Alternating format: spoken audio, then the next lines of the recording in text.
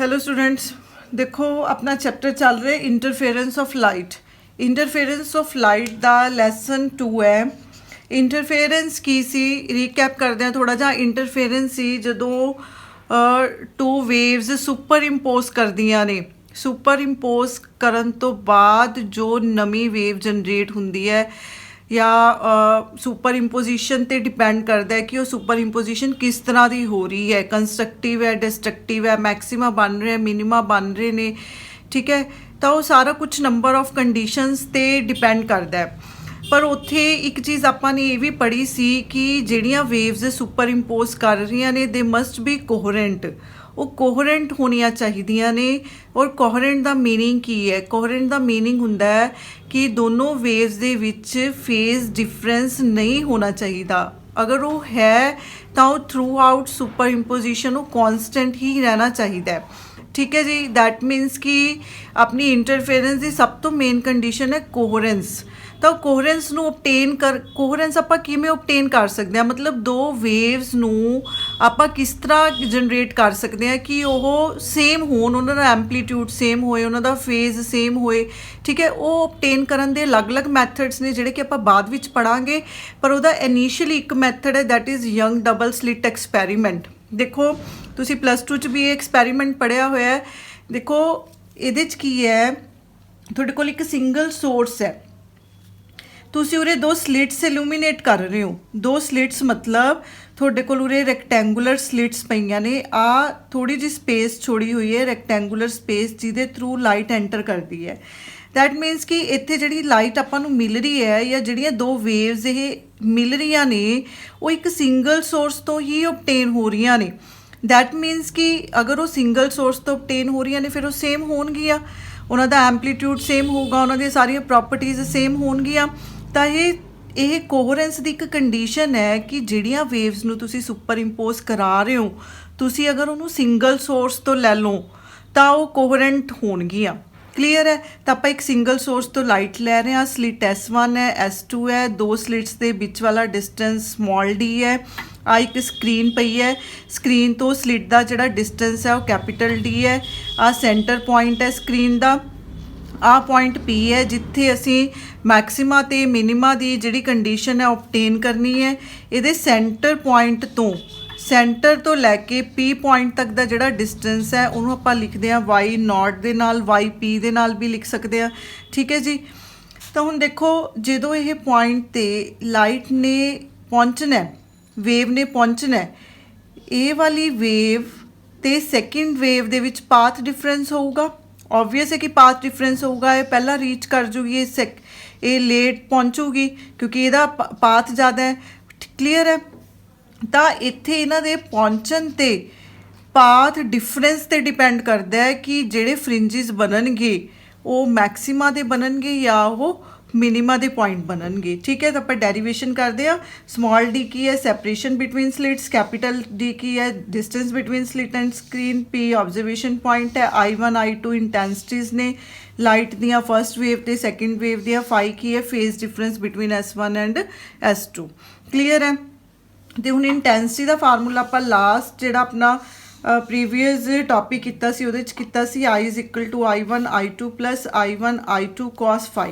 ये अपना इंटेंसिटी का फार्मूला सी। इहदे च conditions for maxima and minima की बननगियां। तो सपोज करो कि अगर I1 I2 = I0 है, ठीक है जी। उत्थे पहला भी आपां मैं तुहानूं उहदे स्पैशल केसिस दे विच ये चीज़ स्पैशल केसिस अपन ये चीज़ देखी सी कि अगर I1 I2 I0 के बराबर है तो उत्थे अपने रिजल्ट्स ज़्यादा बैटर आते हैं। कहने का मतलब अगर दोनों वेव्स की इंटेंसिटी सेम है, मतलब I = I0 + I0 2 I0 cos phi, I = 2 I0। Clear है? देखो इतने बेटा एक I0 बाहर आ जाऊगा, 2 I0 इस करके कॉमन आ गया, 1 ਇਹਦਾ 1 आ गया प्लस cos phi, मतलब ये 4 I0 cos स्क्वायर phi/2 बन गया। हुण मैक्सिमा दे लई की होगा? मैक्सिमम इंटेंसिटी का मतलब है, देखो इतने 4 I0 तो फिक्स ही है, cos phi थोड़ा जिहड़ा है वो मैक्सिमम होना चाहिए। cos phi की मैक्सिमम वैल्यू 1 होंदी है, पर क्योंकि बेटा उरे स्क्वायर है ये cos स्केयर 5/2 है। cos 5 ਦੀਆਂ ਵੈਲਿਊਜ਼ ਲਾਈ ਕਰਦੀਆਂ ਨੇ -1 to 1 ਦੇ ਵਿੱਚ, ਪਰ ਜੇ ਅਸੀਂ -1 ਵੀ ਲੈਂਦੇ ਆ ਤਾਂ ਉਹਦਾ ਸਕੇਅਰ ਵੀ +1 ਹੀ ਬਣ ਜੂਗਾ। ਕਲੀਅਰ ਹੈ। ਤਾਂ ਮੈਕਸਿਮਮ ਇੰਟੈਂਸਿਟੀ ਦੇ ਲਈ cos स्केयर 5/2 ਜਿਹੜਾ ਹੈ ਉਹ ±1 ਦੀਆਂ ਵੈਲਿਊਜ਼ ਦੋਨਾਂ ਤੇ ਐਗਜ਼ਿਸਟ ਕਰੂਗਾ। दैट मीनस फिर 5/2 की हो गया, ये 1 किन्ने ते हुंदा 0 ते पाई ते 2 पाई ते एंड पी पाई। क्लीयर है। ये 5/2 है हुण अपने कोल एंगल। हुण इत्थे फिर 5 की बन जूगा, 5 बन जूगा, 2 उधर चला गया, 0 2 पाई 4 पाई 2 पी पाई। और पी दियां वैल्यूज़ ध्यान रखो बेटा मूव कर रही ने 0 1 2 3 एंड सो ऑन। तो अपना 5 मैक्सिमा दे लई मैक्सिमा के लिए की होना चाहिए 5 phase difference 0 2 pi 4 pi and up to 2 p pi. Similarly for minima की कंडीशन फिर की बन गई cos square 5/2 should be equal to 0। देखो हम -1 नहीं बननी बेटा, तुम मैं दस रही हाँ क्योंकि उरे cos स्केयर 5/2 सी तो +1 ते -1 का रिजल्ट सेम है। इस करके अपनी इत्थे मिनिमा की जिहड़ी कंडीशन बनूगी वो cos square 5/2 is equal to 0 बनूगी। That means 5/2 should be equal to π/2 3 π/2 up to 2p + 1 π/2 बनूगी। क्लीयर है। और इत्थों जो असीं 2 नूं इधर लैके जावांगे 5 की बन गया पाई, 2 नाल 2 कैंसल हो गया 3 पाई 2p + 1 पाई। ये अपनी मिनिमा की कंडीशन बन गई। The condition for maxima and minima in terms of path difference, ये तो आपने कढ़ लिया फेज कि अगर दो वेव्स जिहड़ियां सुपर इंपोज कर रही ने उन्हां च फेज डिफरेंस 0 2 पाई 4 पाई 2p पाई दा फिर तो वो कंस्ट्रक्टिवली इंटरफेयर करनगियां। मतलब वो जिहड़ा साडा पी पॉइंट है वो पी पॉइंट की होगा मैक्सिमा दा होगा। पर इस तो उल्ट जे साडा 5 मतलब फेज डिफरेंस दोनों वेव्स दे विच pi 3 pi up to 2p + 1 pi है तो उत्थे वो कंडीशन की होगी वो मिनिमा की कंडीशन होगी। ये तो सी फेज डिफरेंस। अगर असी पाथ डिफरेंस की फॉर्म च देखिए फेज का मतलब हुंदा बेटा एंगल, फेज मतलब एंगल।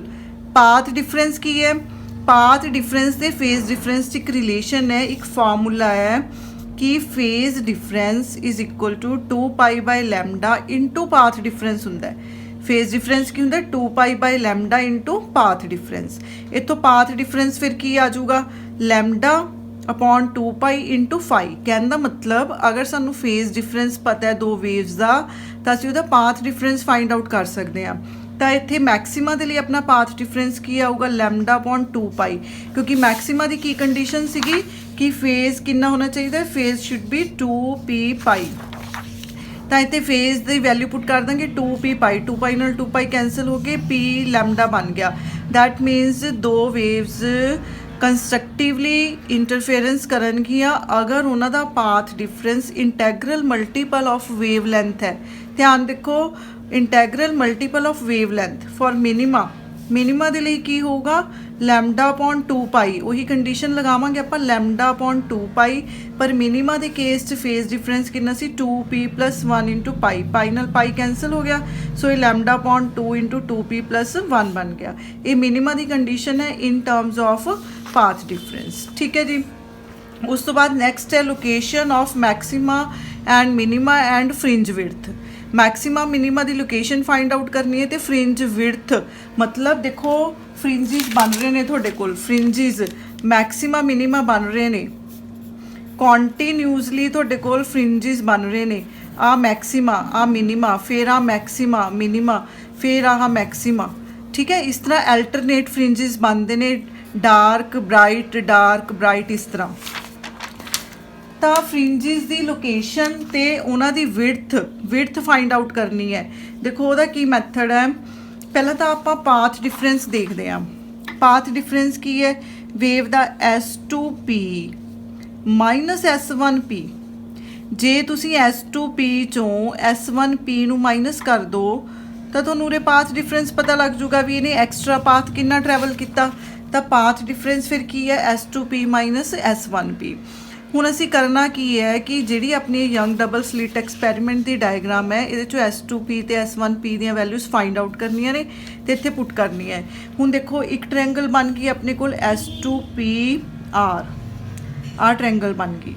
सैकेंड ट्रैंगल की बन गई S1PQ, S1PQ क्लीयर है, S2PR, ये दो ट्रैंगल्स बन गई।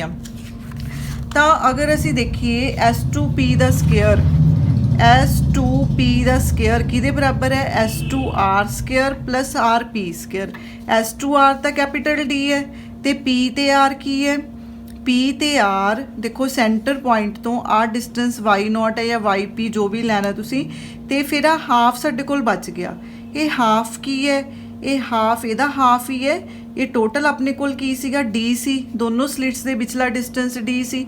दैट मीनस कि फिर ये वाला जिहड़ा पार्ट है साडे कोल की रह गया, स्मॉल d/2 रह गया।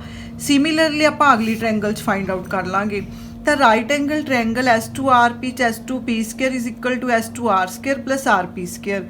S2RD स्केयर के बराबर है RPOP प्लस RO का स्केयर है, D स्केयर हो गया। ये YP है अपने कोल, ਆਪਾਂ ਇਹਨੂੰ YP ही एज्यूम कर लेने YP प्लस D/2 का square. Similarly right angle triangle S1QP है, S1QP की S1P square D square YP minus D/2, इस माइनस D/2 आऊगा। देखो आप ट्रैंगल ले रहे हैं S1QP, ये सारा YP है, ये माइनस कर देंगे तो सानू QP फाइंड आउट हो जाऊगा।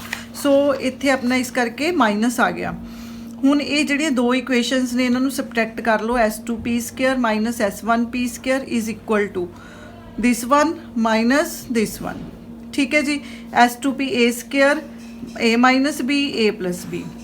इत्थे फार्मूला एक्सपैंड कर लो, YP प्लस D/2 का स्केयर रह जाऊगा क्योंकि D स्केयर ने इत्थे D स्केयर नाल कैंसल हो जाना, इधर YP माइनस D/2 का स्केयर रह जाऊगा। जो तुसी स्केयर खोलोगे A square plus B square plus 2AB, similarly इधर एक्सपैंड करोगे तो प्लस माइनस च कुछ वैल्यूज़ कैंसल हो जाएगी, अल्टीमेटली तुहाडे कोल 2YPD बच जाऊगा। इधर तुहाडे कोल पिया S2P प्लस S1P, उन्होंने आपां नीचे ले आए।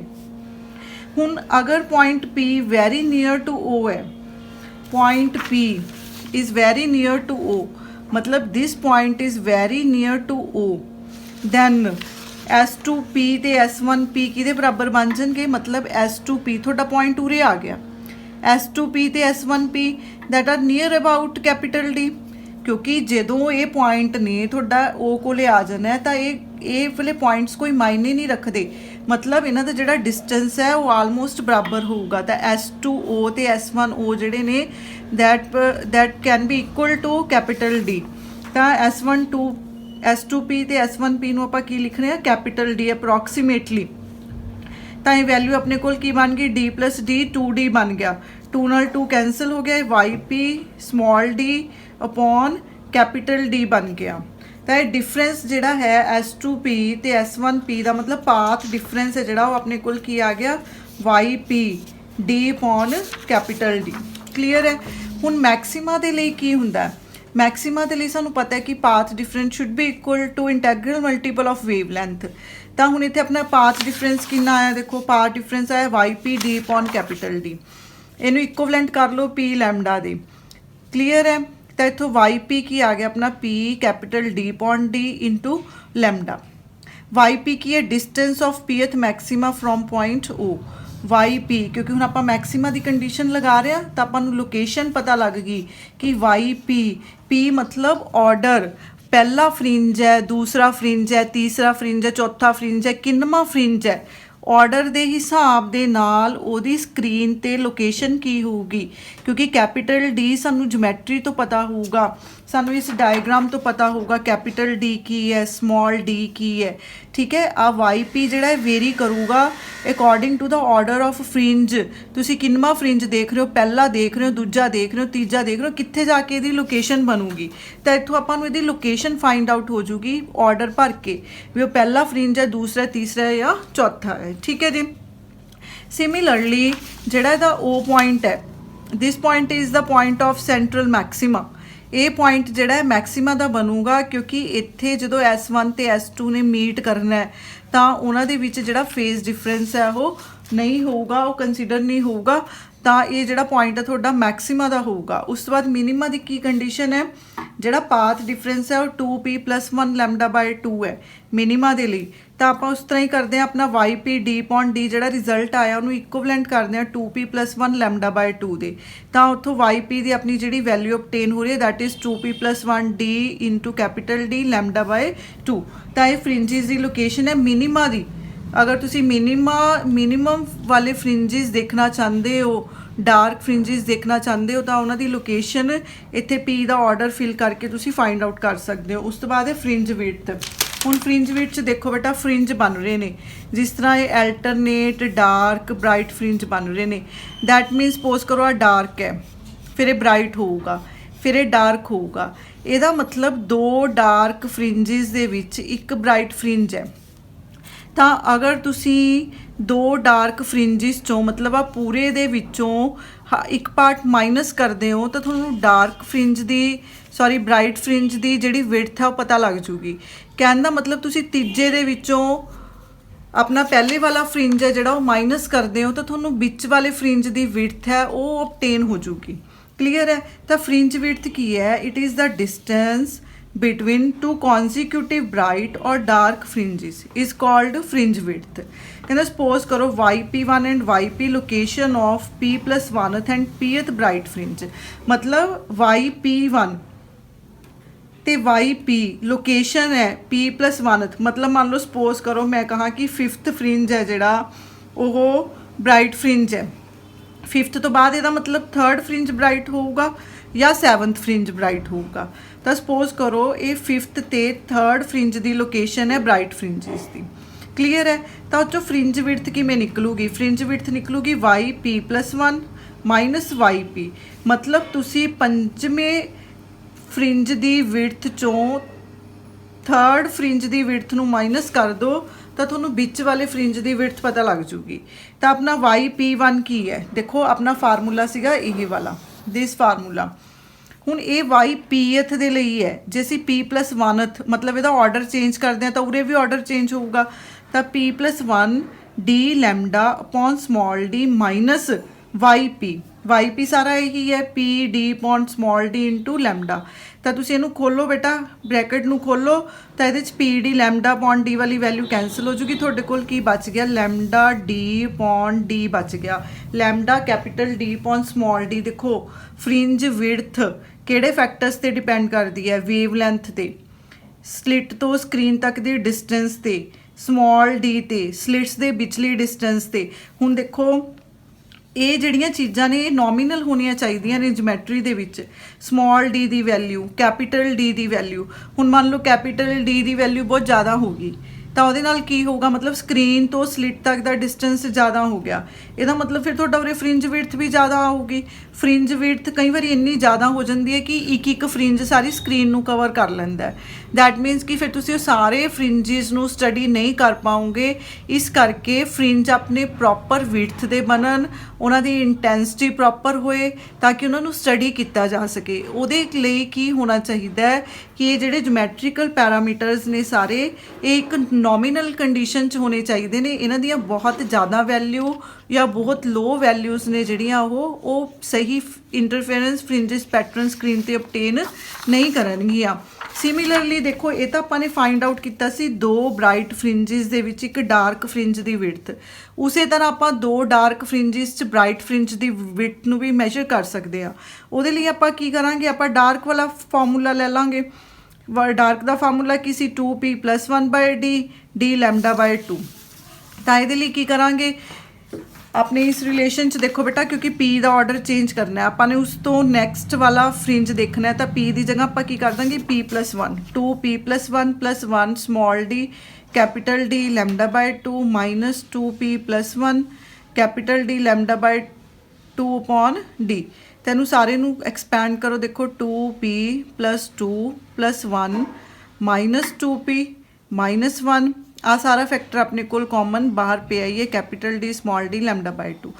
ਕਲੀਅਰ ਹੈ ਜੀ? ਇਹਨੂੰ ਦੇਖੋ 1 ਨਾਲ 1 ਨੇ ਕੈਂਸਲ ਹੋ ਜਾਣਾ, 2p ਨਾਲ 2p ਨੇ ਕੈਂਸਲ ਹੋ ਜਾਣਾ, 2 ਬਚ ਗਿਆ, 2 ਨਾਲ ਇੱਥੇ 2 ਕੈਂਸਲ ਹੋ ਗਿਆ। ਫਰਿੰਜ ਵਿਡਥ ਆਪਣੇ ਕੋਲ ਉਨੀ ਹੀ ਆ ਗਈ λ/d। ਮਤਲਬ ਚਾਹੇ ਬ੍ਰਾਈਟ ਫਰਿੰਜ ਦੀ ਥਿਕਨੈਸ ਹੈ ਚਾਹੇ ਉਹ ਡਾਰਕ ਫ੍ਰਿੰਜ ਦੀ ਥਿਕਨੈਸ ਹੈ, ਉਹ ਦੋਨੋਂ ਕੀ ਨੇ, ਸੇਮ ਆ ਰਹੀਆਂ ਨੇ, that is lambda D upon small D. ਠੀਕ ਹੈ ਜੀ। ਇੱਥੇ ਬੇਟਾ ਯੰਗ ਡਬਲ ਸਲਿਟ ਐਕਸਪੈਰੀਮੈਂਟ ਖਤਮ ਹੈ।